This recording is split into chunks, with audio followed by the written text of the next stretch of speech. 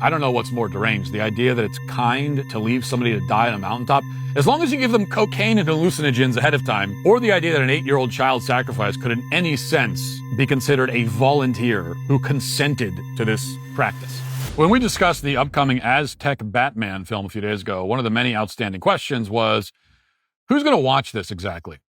Who's interested in seeing Hollywood convert Batman into a bloodthirsty Aztec warrior who presumably spends his time rounding up children for human sacrifices while evading conquistadors with vastly superior technology? Doesn't seem exactly like the most compelling content in the world. And indeed, in the comment section below my monologue on Aztec Batman, a lot of people identifying as Hispanic and Mexican agreed that they would never watch the film. So again, what's the target audience for a cartoon propaganda film about how really human sacrifice wasn't so bad? Does such an audience exist? Well, it turns out that indeed such an audience does exist, and it consists of women like Emily Poole, who claims to be an AP European history teacher.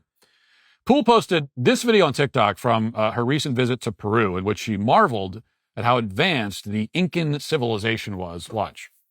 You were telling me the Spanish looked at this and said uncivilized. The Inca built the Morai terraces as an agricultural laboratory because each separate circle created a different microclimate so they could figure out exactly what to grow at what elevation. The Inca, who cultivated 44 types of corn and 4,000 types of potatoes. The Inca, who built this stuff 600 years ago, and it is still standing because it's all earthquake proof. The Inca, who created salt flats that still to this day aren't privatized. They're all sharing it from the same hot spring in the mountain, and everyone gets a share.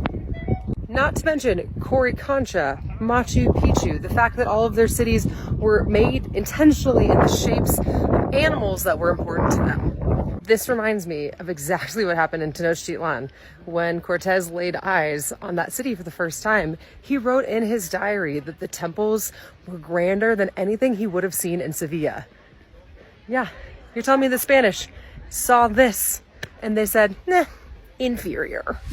Now, to recap, the Incas made cities in the shapes of animals that were important to them, and they apparently deserve credit for the fact that the salt flats still aren't privatized for some reason. And on top of that, she states that the Aztec temples were impressive to Cortez, and therefore we should infer that the Spanish were also impressed with the Incas. Now, strangely enough, Emily Poole omits a few things here. For example, Cortez also wrote that the Aztecs, quote, have a custom that is horrible and abominable and deserving punishment, and which we have never before seen in any other place. They take many boys or girls, and even grown men and women, and in the presence of those idols, they open their breasts while they're still alive and take out the hearts and entrails and burn the said entrails and hearts before the idols, offering the smoke of the sacrifice to them. Most of those who have seen this say that it is the most terrible and frightful thing to behold that has ever been seen. There is no year, as far as we have until now discovered and seen, when they do not kill and sacrifice in this manner some 3,000 or 4,000 souls. Well, that seems like an important bit of context, as long as we're citing Cortez and the Aztecs. As for the Incas, it's true that they were indeed one of the most advanced Indian civilizations in the entire Western Hemisphere, and yet, remarkably enough, they still didn't have the wheel or a written language. They stood at the very cutting edge of Indian advancement, and yet they were still far less advanced than the Roman Empire, which preceded them by 1,500 years. And on top of that, Incan temples were considerably less impressive than, say, Egyptian pyramids that were built thousands of years earlier. Meanwhile, they were still burning children alive or beating them to death or, sending them off to freeze to death to appease their gods, and also practicing ritualistic cannibalism. Now, the Incas may have built stone structures that were a few stories high, but Europeans were coming from a culture that had massive cathedrals. They had universities. Oxford University was founded 400 years before the Incan Empire existed. I mean, think about that. Expecting the Spanish to be impressed with big stone temples in 1530, it's like expecting somebody in 2025 to be impressed by a society that just started using the printing press. And this is why the Spanish were able to conquer the Incas with just 200 men, an even smaller force than they used to destroy the Aztecs. We're talking about fearsome, warfaring civilizations, the most advanced, again, in that part of the world, that had conquered and slaughtered their way to dominance. And the Spanish came in and whooped their butts in a short period of time while being outnumbered 1,000 to 1. Now, I know all this, even though I'm not an AP European history teacher. I didn't even go to college and I know this. Imagine that. That's because, unlike Emily Poole, I want to understand history, not entertain a delusional audience on TikTok.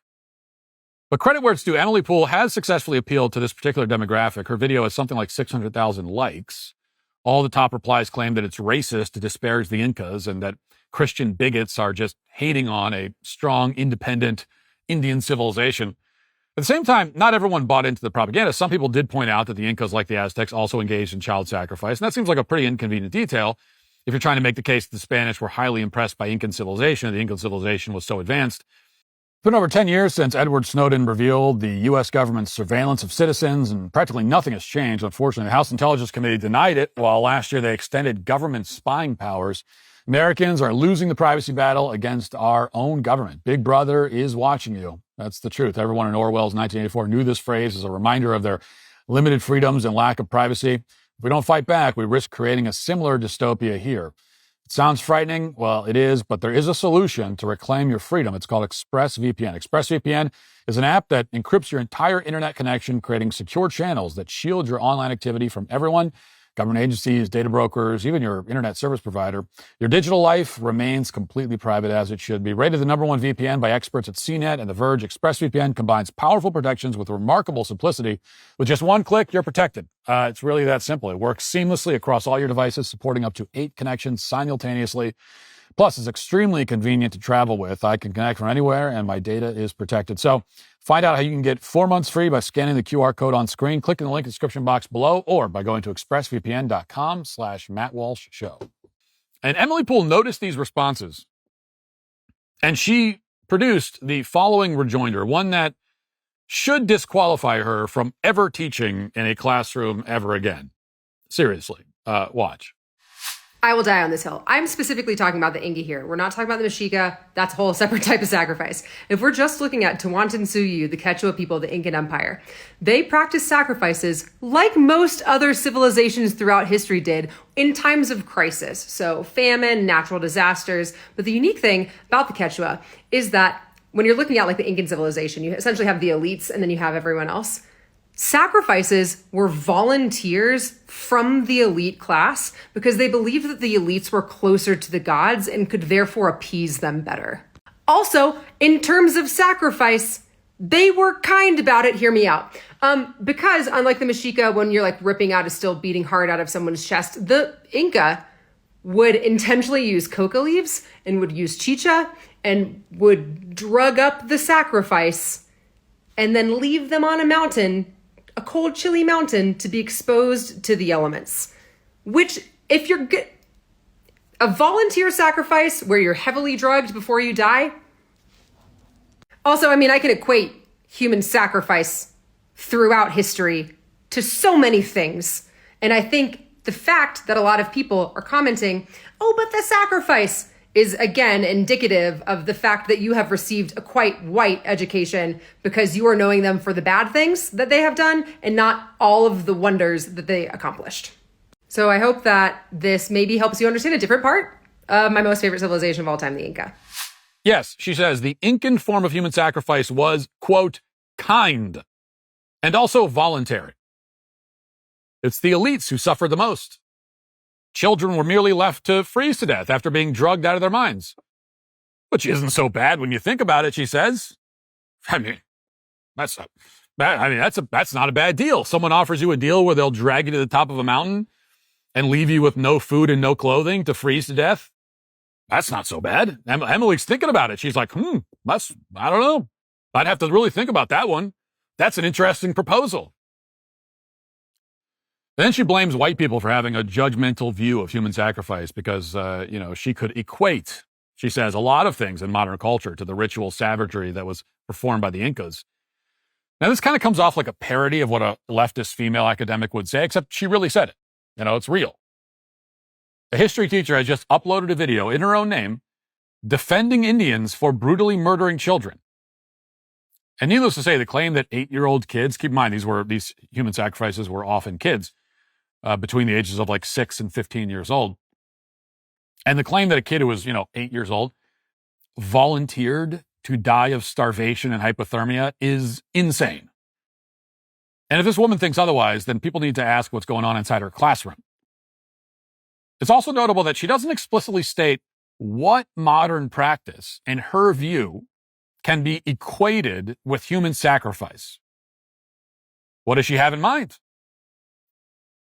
I mean, that's a pretty startling claim. Well, I could equate a lot of things with ritualistic child sacrifice. Oh, really, Emily? Like what? I'd love to hear more. What is the modern equivalent of carving up a living child? Well, we all know the answer to that question, even though women like Emily Poole can't say it out loud. The modern equivalent is abortion. People like Emily Poole are making excuses for human sacrifices by Indians because they want to justify today's human sacrifices by liberal women. That's why she's explaining in her sing-songy voice that the Incas were kind when they executed human beings. Presumably, she also believes that it's kind when women execute their own children today. This is your child's education, by the way, if you send them to public school.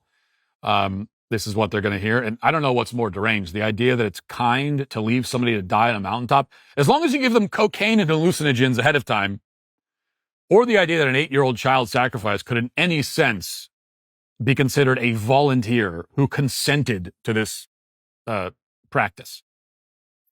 Maybe that's the kind of question that they wrestle with in Emily Poole's advanced placement history class. They probably spend hours cooking up the most disturbing and unhinged arguments imaginable, all in the service of feminism and anti-white race hatred. And for everyone else, people who opted to homeschool their children, Emily Poole's AP class is yet another reminder that you made the right decision. And that is why Emily Poole and every other lunatic who's defending child sacrifice is today canceled. If you'd like to see what else I have to say, you can access my full show by going to dailywire.com or by going to the Matt Walsh Show Twitter page. Hope to see you there. Godspeed.